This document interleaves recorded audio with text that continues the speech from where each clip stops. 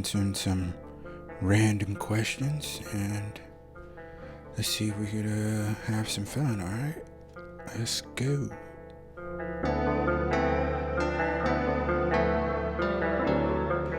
Well, that depends on who the dictator is. The way this country was set up, it was literally to go against just having one ruler again, having power. So I feel like going down that road would be like basically the end of America as we know it. Also, I just don't see America having a very liberal or left-leaning dictator. If America were to have a dictator, it would be the opposite. So then, if it's not going to be a super liberal dictator, it's going to be the other end. It's going to be the far-right dictator. And there's enough people in America to make that happen, I think. But there's also enough people in America to make that a big problem if it were to happen. And it would be outright chaos. And the only people I feel like could defeat America is America. And I don't think that we could survive a dictatorship. It would be the end of America. Thankfully, we have a lot of checks and balances, so to say, to pretty much make it pretty hard for any one person to seize like all the power. And America, because the person who asked me this, they are not American born, so they might not fully understand how it works here. So it's not, we're a country, but we're not. We're the United States of America. Each state is its own little country with its own government, and we're all united under a federal government, and federal laws are the only laws that everyone has to follow in the country. State laws vary from state to state, so something that is completely legal in one state can be totally illegal in another state. In other words, you can do something in one state and in front of the cops you'll be okay. You do that in another state in front of the cops, your ass could be going to jail for 10 to 20. So it's ironically we're called the United States, but we're anything but united. It's quite funny in my opinion. The only thing that I personally agree with the whole United States of America agree on is giving everything to the military, supporting the military. You aren't going to find too many anti-military people who are serious people in the country, because I mean that's how we have found our power in the planet, like the military. Whether you agree with the morals of it or not, it's just a pure fact that we're able to do what we do, and we are able to function the way we function, but mostly because of our military. Military and slavery and or taking advantage of the poor and just like super blatant capitalism. That's how America has survived this long and how America has come to power. The military and just brutal capitalism.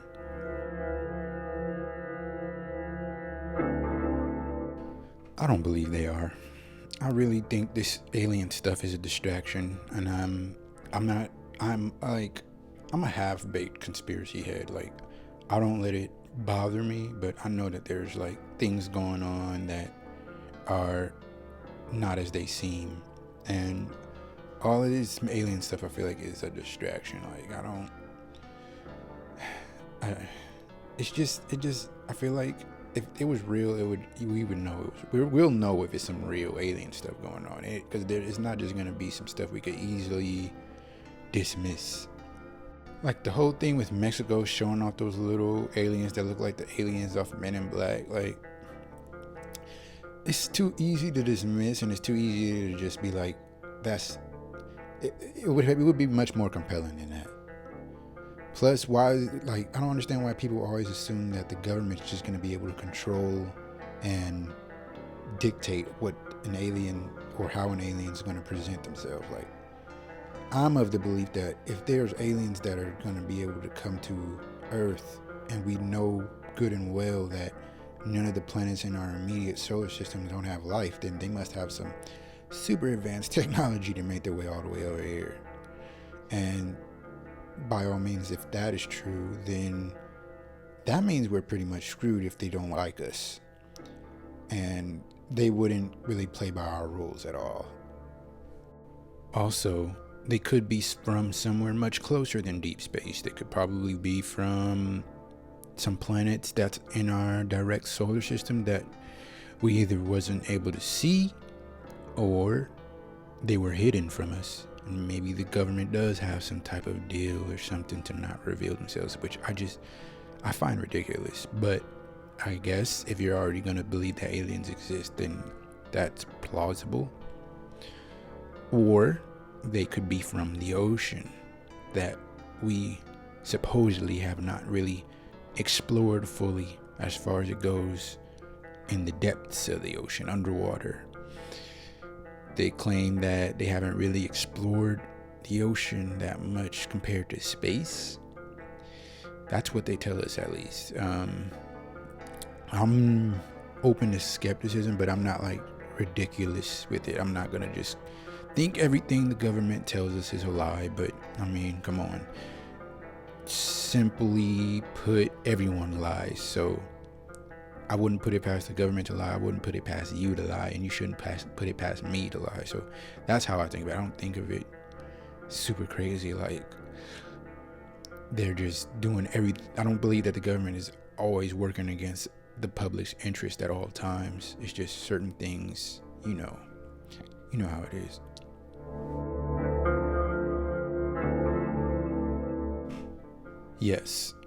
Yes, I believe that men and women can be just friends. But of course, it's complicated. It all begins on how you were raised. Now, some people were raised to be more respectful to women than others. Some people were raised to see women as these delicate others, like that. Some people believe men and women don't have much in common at all. Some people believe that men and women are just the same, just a few little differences here and there. It depends on which side of the spectrum you lay on. If you believe that women are like these delicate, sensitive, erratic creatures, then you're probably not gonna want them as your friend, and you'll probably only want them for carnal or monetary interests. When I say monetary, I mean like marrying. Marriage is supposed to be about money, not just love. That's how marriage was originally. But now that marriage is about love more so, I don't believe. Where am I going with this? Hold on, let me reel it back in. What I'm trying to say is that the relationship between men and women has evolved over time universally. Of course, there were some societies in the past where the power of men and women were more balanced, but I mean, think about it, like less than 200 years ago in our own country of America, women couldn't vote. In fact,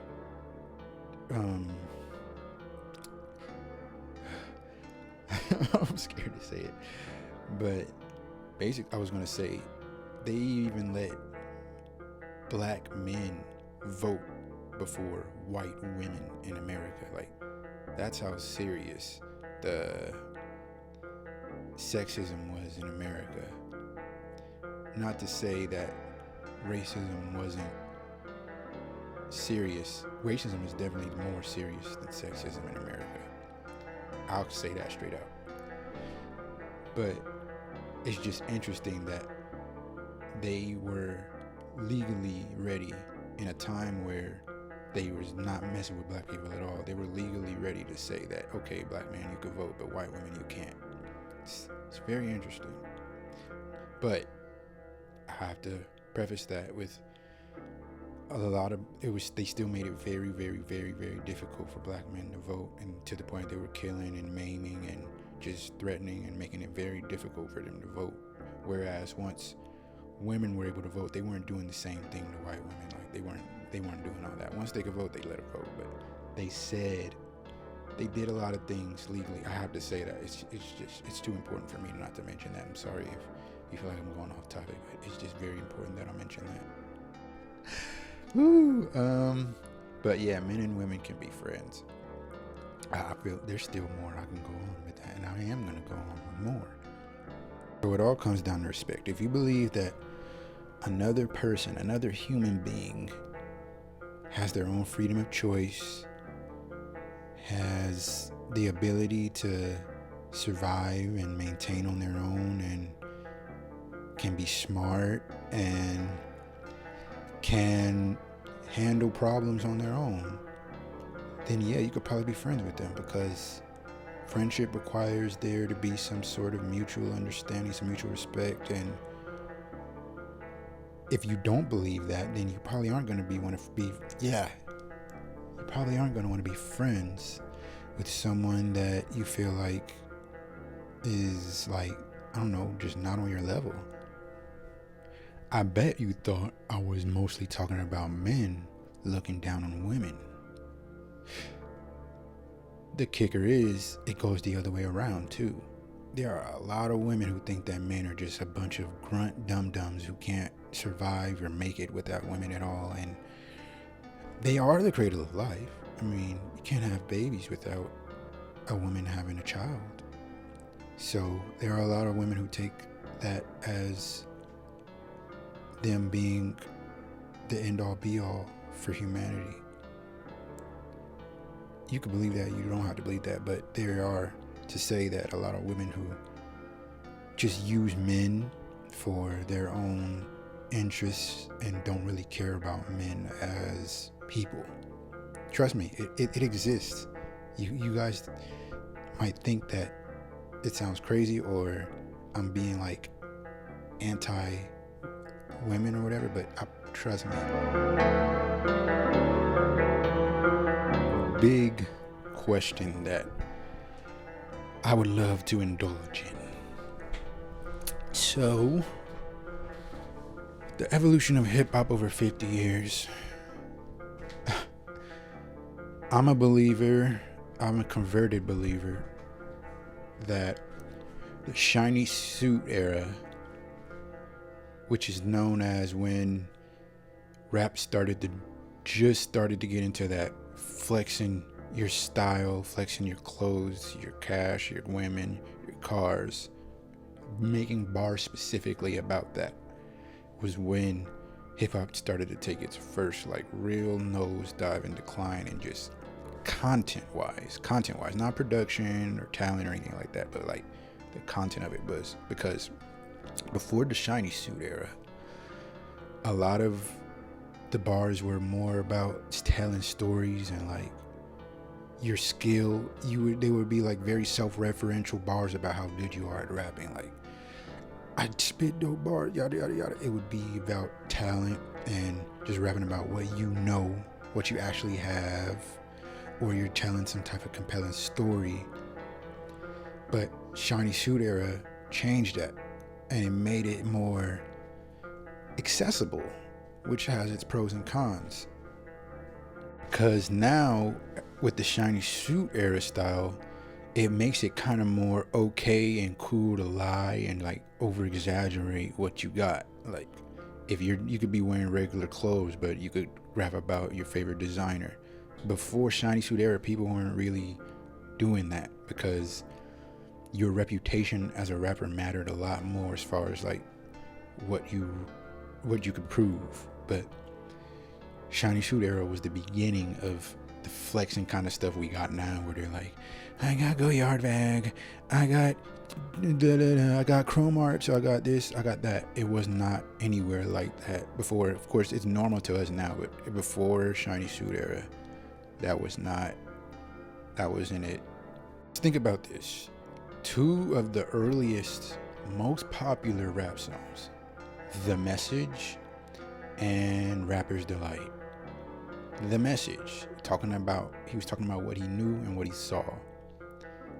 Rapper's Delight, it was a storytelling song about something they barely actually did. Maybe some of it was a little bit hyperbole, but for the most part, it was a realistic scenario that anyone could relate with, compared to now where it almost feels like when you're listening to some of these rappers, they're in a totally different planet, just completely untouchable, like something that most normal 9 to 5 working people just can't see themselves in that position unless they just want to like do the thing where you just imagine yourself in it.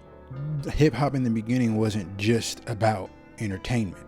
It was about spreading a message. It was about having a story to tell in a musical way.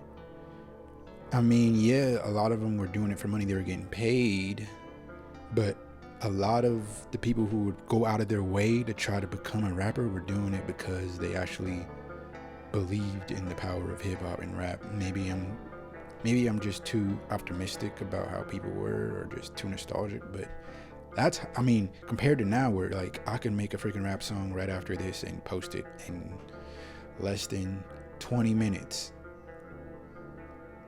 If you have that kind of accessibility to make music, especially hip hop, and you're gonna probably just want to try to make a hit or make something that people will like, not necessarily something that you like yourself and you want people to hear. I mean, a lot of people do make music that they like and they do want to share. I kind of feel like I'm contradicting myself, but you get what I'm trying to say, sort of, hopefully. As far as gangster rap goes, I do believe it was a double-edged sword. I feel like it was eventually going to happen because, I mean, they were already rapping about drugs and crack and all that from the beginning and the effects on the community. So the gangsterism was going to come out one way or another. That was just something inevitable.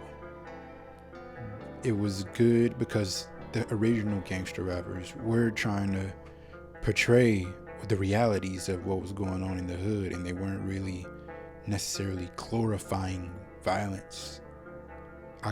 But C. Dolores Tucker had a point about where she was seeing where rap was going, because some of it was just unnecessarily disrespectful. And yeah, like drill music, I feel like that's where it's just too far. Like it's just unnecessarily disrespectful and negative, and I'm talking content wise. Like some of the production's good and some of them got good flows, but it's just way too negative. Like it's ridiculous. Like, and it probably sounded like the old man yelling at the cloud or whatever, but I just feel like I need to make an entirely separate video for this whole hip hop viewpoint. Like, it's because I can go in with that one. I feel like I might not be saying a bunch of entirely original things, but I do want to speak on it a lot more in depth. As far as the future of hip hop, I really, really don't know. I would say it isn't looking too good, but I just don't see what's gonna replace hip hop as the number one genre, because that's what hip hop is right now, the number one genre. It's firmly in that position right now. Afrobeats, of course, is up there, but I feel like that's still in the wheelhouse of a hip hop sort of ish, because their music is a lot more positive. A lot of people are internationally are gravitating to it because it's something you can listen with the family with and have a good time with the family. But hip hop is looking pretty cooked right now. The legends like Nas, Kendrick, who else is dropping music? I think Slick Rick is about to drop an album. I'm sounding like such an old head. But when I'm speaking on it, I believe music has an important role in society to heal and entertain and just distract us from the mundaneness of life and just our own issues. But when we're using music to distract us from our own issues, but we're listening to stuff that's just full of issues, or just stuff that's just has a dark cloud over it, I don't think that's productive. And eventually a lot of the people are just starting to get tired of it and the repetition of it, and just a lot of it is just low effort. So Future is just, to me, I'm not seeing an uptrend in content, and it's gonna matter. People want quality music. Taylor Swift. She hits what we call a key demographic. She's struck gold, and she's probably like one of the most relatable pop stars ever, as far as like American women, I will say, are concerned. She struck it gold. Like, I'm not a hater. Like, I am a hater, but I'm not a hater when it comes to Taylor. Like, I can't get mad at Taylor doing so well. That Ticketmaster thing was very funny to me. Because it's just naked capitalism, or I don't know, it just was funny to me. I believe that Taylor Swift is a great case study on how to move as an artist in the mainstream. Like, if you're really trying to be like a super successful artist, her career is really good to look at. Of course, we can't all be born looking like Taylor Swift, sounding like Taylor Swift, but the way that she got hers back, as far as like her masters, that whole situation where she re-recorded entire albums so she can make that money back that she felt like she deserved. The whole going from country to more pop, like, if you're a good artist, genre should not be a limitation for you. It should be like a paintbrush. You should be able to navigate genre without feeling like you're selling out, or you should feel like you can do a little bit of everything. You shouldn't really lock yourself into one genre, especially nowadays where like there's so many niches to be filled. So that was a really smart pivot of hers to go from country to more pop. I'm pretty sure that she's not the first to do it, but it's worth taking a look at her career. Like, she's huge right now, so it's just normal to think of Taylor Swift as just like this huge star, but it wasn't always the case for her. That's all the questions that I have received from people. I did enjoy that, and if somehow you made it to this point in the video, actually watched the whole thing, you should totally message me some questions or comment me some questions, however you want to do it. I don't know. If most of the people right now are probably watching this because they actually know me, so you know how to reach me. But yeah, I'm down to do more videos like this. Totally down to, or answer some interesting questions. Reasonable. Maybe a little crazy sometimes, I don't know. We'll see. But yeah.